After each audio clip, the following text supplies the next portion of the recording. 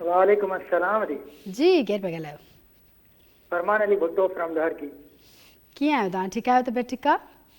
अल्हम्दुलिल्लाह बिल्कुलु ठीकु आहे। मुंहिंजा ठीकु आहे, तबियत ठीकु आहे। माशाल्लाह। छा चवणु चाहींदो?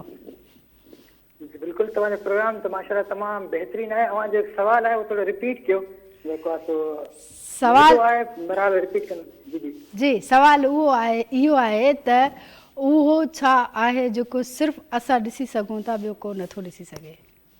आई थिंक ख्वाब आहे जेको इंसान पाण ॾिसी सघे थो, लेकिन उहो ॿियो नथो ॾिसी सघे। आई थिंक जी कंफर्म न आहे, लेकिन मुंहिंजे ख़्याल में अच्छा कंफर्मिंग लास्ट में ख़बर लॻंदी, मां मेंशन ज़रूरु कजो। अच्छा ठीकु आहे। अच्छा कुझु ॿुधाईंदव तव्हां? जी बिल्कुलु हिकिड़ो गानो यादि कयो। जी ॿुधायो।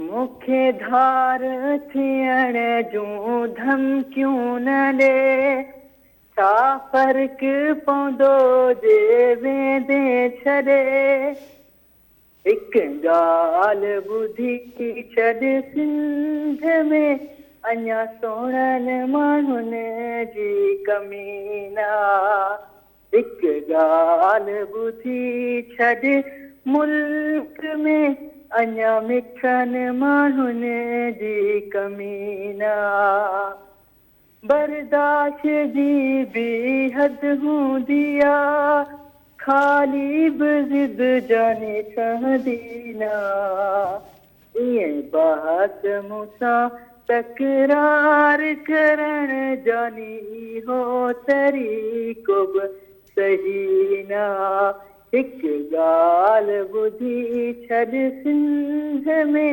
अञा सोणनि माण्हुनि जी कमी न।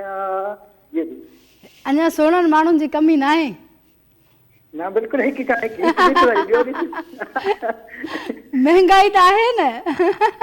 हा महांगाई त आहे, हिन जे लाइ न मतिलबु ॿ हिकु हुजे, वरी जेको मतिलबु लोन जा पैसा घुरे न, वरी हुनखे छॾे वरी ॿियो लोन जा पैसा घुरंदो वरी टियों। ज़बरदस्त ज़बरदस्त। Thank you so much, thank you so much. ऐं भई सोणनि माण्हुनि जी कमी न आहे, पर ख़र्च बि त आहिनि न। बाद में ईअं थो थिए त पोइ वरी जेकॾहिं फ़ोन कजे त भई हाणे असांखे मसइलो थियो आहे, त वरी पोइ चवंदा आहिनि त ॾाढो मरी वियो, ॾाढी मरी वई, जेके मरे काफ़ी टाइम थी वेंदो आहे, पोइ वरी उन्हनि खे अचानक उहे यादि ईंदा आहिनि। सो ओवरऑल मज़ाक हुई।